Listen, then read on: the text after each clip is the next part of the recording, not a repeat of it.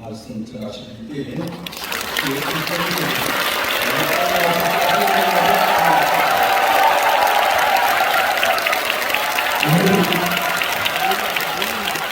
우리의 자랑스러운 독립투사와 그리고 하나님의 은혜의 축복이 아니었으면 우리는 이 조국의 광복을 누릴 수가 없습니다.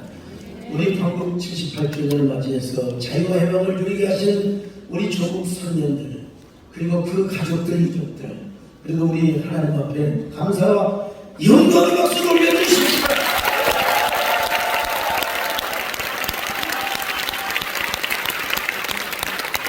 1910년 일본이 우리 조선을 강제 병합시킨 이후부터는 아예 조선이라는 나라 이름 존재 자체도 없었습니다.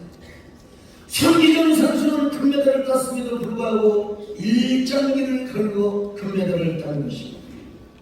여러분, 우리의 부모 고종 황제의 민비의 끔찍한 살해사건을 여러분들은 어떻게 기억하고 있습니까?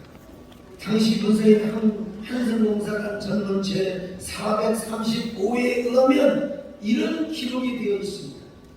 일본 사무라이들이 명성황후를 찾아 그녀의 젖가슴을 도려내고 강간운동의 대일본 대제국 만세라고 불렀다. 이렇게 하고 나서 우리의 부모 명성황후를 처참하게 죽여버리고 그 시신을 경복궁에서 깃들었다는 사실입니다. 여러분, 우리의 부모 일본, 우리의 부모가 일본인들에게 처참하게 짓밟혀 살해되었으니 여러분, 이 역사는 앞으로 있을 우리 민족의 35년 동안의 운명을 예고한 것이나 마찬가지라고 할 수 있습니다. 여러분들은 뮤지컬 명성황후를 보신 적이 있습니까? 명성황후를 보면은 거기에 주인공인 이태원 집사님께서, 교수님께서 얼마나 애절하고 애잔하게 불렀던 것입니다. 저작권을 피하기 위해서 저희 교회에서 불렀던 노래를 잠시 좀 들려드리고 싶은데요. 마지막 그 눈물겨운 장면을 한번 들어보시기 바랍니다. 소리 한번 보여요.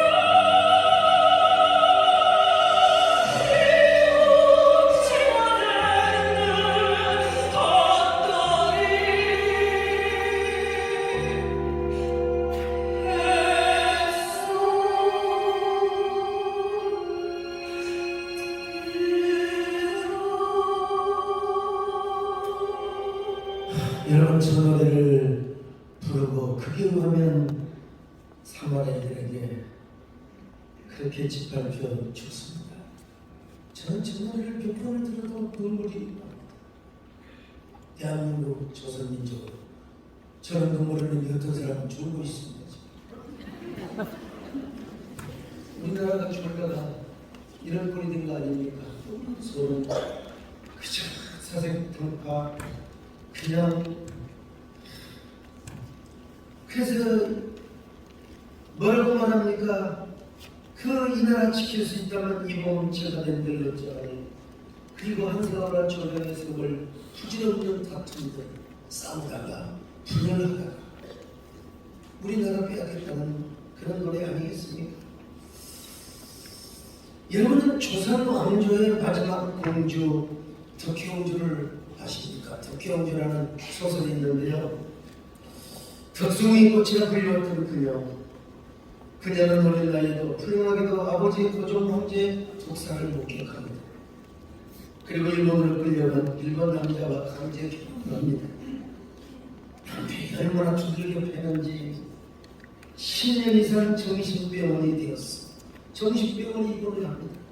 설상가상으로 딸의 자살과 말로 할 수 없는 불운을 느끼면서 그녀는 황녀가 아닌 한 조선의 여자로서 견디기 힘든 수고의 세월을 일본에서 살아야 됩니다. 국적도 없이 낯선 일본 땅에서 30년 동안 유령처럼 떠돌아다녔습니다. 그녀가 떠돌아다닐 때 우리 조선 대한민국 국민은 누구도 그녀를 돌아보지를 못했습니다. 그녀가 마침내 쓸쓸히 조국이 돌아온 후에도 그녀의 가슴 깊은 곳에서는 조국을 사무치도록 그리워하였습니다. 죽음을 앞두고 훈련하는 중에 가끔 총기가 들면 삐뚤삐뚤 이런 글을 읽습니다. 낙선제에서 오래 살고 싶어요. 저는 비전을 보고 싶습니다. 대한민국 우리나라. 여기서 비전을 보고 싶단 말은 그리운 어머니를 보고 싶다는 말이죠. 그렇습니다. 덕혜옹주는 자신의 기관 운명 앞에서도 눈을 감는 그 순간까지 대한민국 우리 조국을 사랑했습니다. 한마디로 그녀의 운명은 조국의 운명과 같았고 기구한 그녀의 일생은 조국의 그것과도 일치되었습니다. 그런데 독립투사들의 헌신과 하나님의 기가 막힌 은혜로 우리의 조국은 해방을 맞이하였습니다. 저 사흘에 끌려가던 정신들 할머니 그리고 노무자들이 조국의 배가 돌아오기를 우리를 구해주기를 기다리고 있었는데 마침내 배 세대가 왔습니다. 일본 배였습니다. 우리 조선 사람은 한 명도 퇴화가지 않고 실컷 이를 부려먹고 그리고 그들을 수만 명을 그 사안에 내놓았습니다. 지금도 가면은 망향의 탑이라고 있는데 고향을 그리워하다가 심장이 터져 죽었던 사람이 있었다는 것입니다. 이렇게 우리 조국은 힘이 없었습니다. 그런데 하나님의 은혜로 지금은 광복 78주년을 맞고 여러분 우리가 지금 광복의 언덕 위에서 이런 자유와 평화와 그리고 세계 10대 안에 들어가는 위대한 자유 대한민국을 이루게 하시는 거 이 하나님에게 얼마나 은혜를 우리가 받았는지 그 은혜를 우리가 알면 하나님 앞에 다시 한번 감사의 박수를 드립니다. 자, 저는 어떤 말씀을 드리려고 하느냐 이 광복의 은혜의 언덕에서 연합의 선샤인을 좀 발휘하자는 것입니다. 선샤인은 미스터 선샤인이라는 드라마가 생각이 나죠. 유준철은 우리 아들로 태어났지만 미국으로 도망을 갑니다. 미국의 장교가 되어서 돌아오지요. 그리고 고해신을 사랑합니다. 고해신을 위해 총에 맞아 죽습니다. 고해신은 만주로 가서 무관학교를 세웁니다. 그리고 그 무관학교 그를 나온 출신들을 위해서 결국 마침내 8월 15일 광복을 낳는다는 이야기죠. 우리는 이런 어두웠던 지난날의 민족의 수치와 비극을 분명히 기억해야 됩니다. 유대인의 예루살렘 박물관인 아드바센 전시회에 가면 이런 문구가 새겨져 있지 않습니까? 기억하면 구원이 맺히다. 그러나 망각한 포로 상태로 돌아가는 적경이다. 물론 기억을 한다고 해서 뭐 일본에게 원수를 갚자 이런 그 말은 전혀 아닙니다. 독일의 수장인 빌리 브란트는 유대인의 묘지 앞에 무릎을 꿇고 사죄를 하였습니다. 그리고 유대인은 그 사죄를 받아들였습니다. 그렇지만 잊지는 않습니다. 기억하는 망각은 멸망의 첩경이라고 그들은 용서는 하였지만 화해는 하였지만 기억을 하였습니다. 저는 일본의 오야마 레이지 목사님과 깊은 관계가 있습니다. 이분은 2천만 불을 기대어서 그때가 70년대입니까? 얼마나 여러분 큰 돈입니까? 제한미교회를 짓는데 도움을 하신 분입니다. 왜냐하면 일본인들이 제한미교회를 다 불태워 죽였거든요. 우리 교회 와서도 여러 번 사교에 절을 했습니다. 광복 70주년을 맞는 그 2015년입니까? 50여만 명이 모인 그 자리 앞에 와서도 떳떳하게 우리 국민이 지은 일을 용서해 주시기 바랍니다. 눈물을 펑펑 흘리면서 절을 하였습니다. 이런 사진이 나올지 모르겠는데 이런 다른 사람을 몰라도 우리 기독교인들은 일본 교회가 사죄를 했으면 그 사죄는 받아들여야 됩니다. 그 사과는 받아들여야 됩니다. 그리고 어떻게든지 화해의 길을 모색해야 합니다. 그런데 오야마 레이지 목사님께서 돌아가셨습니다. 저는 제가 초청을 해서 초청할 때마다 왔던 그 은혜를 보답하기 위하여 그 피곤하고 바쁜데 일본에 직접 가서 조문을 하고 돌아갔습니다. 제가 가니까 아들이 눈물을 펄펄 흘리면서 이야 나도 우리 아버지 사역을 계속 이어나가겠습니다. 그래서 우리 교회를 초청하겠습니다. 초청해서 아버지처럼 큰 절은 안 하지만 고개를 45도 각도로 절을 하면서 우리 민족이 저를 용서해 주십시오. 저희들이 잘못했습니다. 앞으로도 계속해서 사죄를 하러 오겠습니다. 이 사실이 국민일보도 보도가 되었습니다만 그런 우리가 기억할 것은 기억하되 우리가 원수처럼 살아서는 아니 되겠죠. 사과는 사과대로 받고 그리고 또 앞으로 일본의 지성인들이 일본의 교회가 계속 움직여서 일본인들이 우리를 계속해서 사과할 수 있도록 우리는 그런 분위기와 그런 모티브를 제공을 해줘야 할 것입니다. 그러면서 우리가 한중일이 함께 평화의 다리를 놓고 평화의 꽃을 심는 그런 시대를 우리가 우리 후손을 위하여 만들어내야 되겠죠. 그런데 이러한 한중일의 놀라운 평화를 이루기 위해서 우리가 내부적으로 먼저 해야 될 일이 있다는 사실을 말씀드리고 싶은 것입니다. 그것은 바로 광복이라고 하는 은혜의 연극 위에서 우리 한국교회가 먼저 하나 되는 일입니다. 저는 부족하지만 여러 전문가 교회 사학자들을 통해서 기독교 멸망사를 공부한 사람입니다.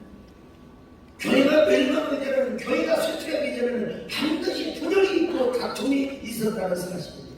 동로마 교회가 그랬고 러시아 총교회가 그랬습니다.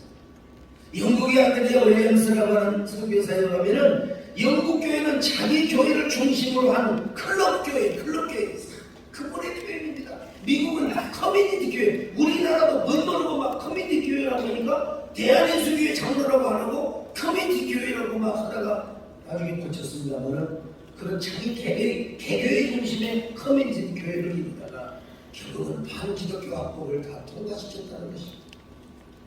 오늘날 우리가 왜 기후와 환경과 생태계 등을 중요하게 생각합니까? 자연 생태계가 쪼그러들면 우리 결국은 인간의 목숨이 위험에 도달하기 때문에 기후 환경 문제 이런 걸 지금 정부가 애를 쓰고 교회가 앞장서서 구호를 외치지 않습니까? 교회도 생태계가 있습니다. 70년대 80년대는 여러분 천만마처럼 아마 여러분 우리 선배 여러 회장님이 사역하실 때는 아마 천만만처럼 걸어 교회를 개척으로 부흥하는 시대가 있었어요. 그때는 교회 생태계가 건강하기 때문에 교회 가면 병 낫고 교회 가면 응답받고 교회 가면 출세하고 그런데 언제부터가 90년대 그것도 정확히 1992년도 다미 선교에서 예수님이 오신다고 알아버렸잖아요. 오셨으면 좋았는데 그때부터 한국교회는 조롱을 당하기 시작합니다. 2000년대 와서는 네오막시즘이 노골적으로 등장하기 시작합니다. 네오막시즘이 무엇입니까? 유물론적 공산주의와 휴머니즘이 절묘하게 결합된 사상을 말해요. 이것들은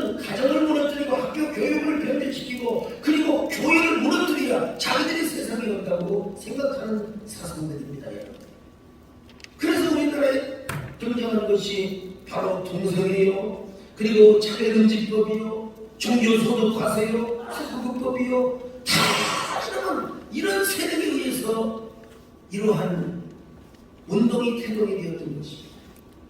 그런데 여러분, 우리나라에 2007년도에는 엄청난 사건이 있었습니다. 평안패 부운동. 이야, 이거는 진짜 회개하고 우리가 하나 되지 못한 것을 회개하고 사죄하고 성령을 구하는 집회가 되어야 했는데, 뭐 어른들이 저는 잘했다고 제가 생각을 해야지 뭐라고 하겠습니까? 그런데 그 이후에 하나님은 우리 한국에 엄청난 시련을 주셨습니다. 그게 바로 아프가니스탄 피랍 사태였습니다.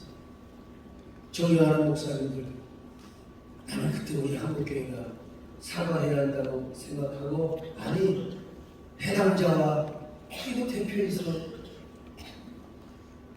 국민에게 사과해야 한다고 저는 생각하는 사람이고, 그렇게 할아버지가 존경했던 사람이고, 그분에게 찾아가게 됐던 사람이고, 그런데 대부분의 한국교회 지도자들은 우리나라는 6개월만 있으면 다 지나간다, 까먹는다, 우리나라는 망각의 민족이라고 자문을 했다는 소리를 간접적으로 제가 들었습니다. 바로 2007년 그 사건 이후로 개독고 동경 역사라는 말이 나왔습니다. 그 시간부터. 근데 우리 한국교회라 기관은 그 이후부터 분열되기 시작한 것은 세계연합기관으로 분열되기 시작했지 않습니까? 저는 이제라도 하나가 되어서, 우리는 적어도 첫째는 우리가 정말 그런 영성운동, 부운동을 해야 되고, 그리고 일용하는 네오마르크즘의 사상과 반기독교 세력도 우리가 차단할 수 있어야 한다고 생각합니다. 여러분, 오늘 본문에 나와 있는 느헤미야의 마음만 가지면 못할 일이 없습니다. 교권의 마음을 가지면 우리는 절대로 이런 일을 할 수는 없죠. 그러나 오늘 느헤미야는 조국의 예루살렘 성이 무너졌다고 하는 소식을 듣고 눈물로 기도하고 아닥사스다 왕에게 가서 하나님의 은총을 입고, 그리고 와서 예루살렘에 와서 위대한 연합의 리더십을 구축했지 않습니까? 오늘 우리는 광복 78주년을 맞고 있습니다. 광복 정신을 이어받아 교회가 연합으로 이제 나누어진, 존경하는 우리 정세영 목사님, 그리고 또 이영훈 목사님, 또 여러 실행위원들과 한기총회 지도자들이 서로 마음을 하나로 맞춘다면 우리는 능히 해낼 수 있다고 믿습니다. 저는 분명히 정세영 대표회장님의 포부와 약속을 믿습니다. 정세영 대표회장님께서 한기총 대표회장이 된 이유는 오로지 한국의 연합기관을 하나로 만들기 위하여 출마했다고 하는 그 말씀을 저는 들었습니다. 우리 존경하는 대표회장님과 실행위원님들, 그리고 또 임원회가 느헤미야와 같은 마음을 가지고 조국교회와 공적 마인드를 가지고 공적교회를 세운다는 이런 마음을 가지고 우리 부디 함께 한계총과 하나가 되었으면 정말 좋겠습니다. 그렇게 해서 한국교회 잠든 역사의 밤을 일깨우고 연합의 새 아침을 오게 할 수 있기를 바랍니다. 여러분, 봄이 와서 꽃이 핀 것이 아니라 꽃송이 하나로 봄이 온다는 식구들처럼 오늘 여러분들이 우리 한국교회 역사의 연합의 등자탑을 세워주시며 여기에 계신 모든 시행위원들, 총무님들, 모든 공동회장님들, 원로 대표회장님께서 이런 연합의 아름다운 한 송이 꽃이 되어주시기를 바라겠습니다. 그러기를 원하시는 분들 다 같이 아멘합니다. 그러기를 원하시는 하나님 앞에 박수 한번 쳐드리겠습니다. 하나님 아버지, 박수와 영광을 받아주시옵소서. 하나님 주시옵소서. 예수님의 이름으로 기도합니다.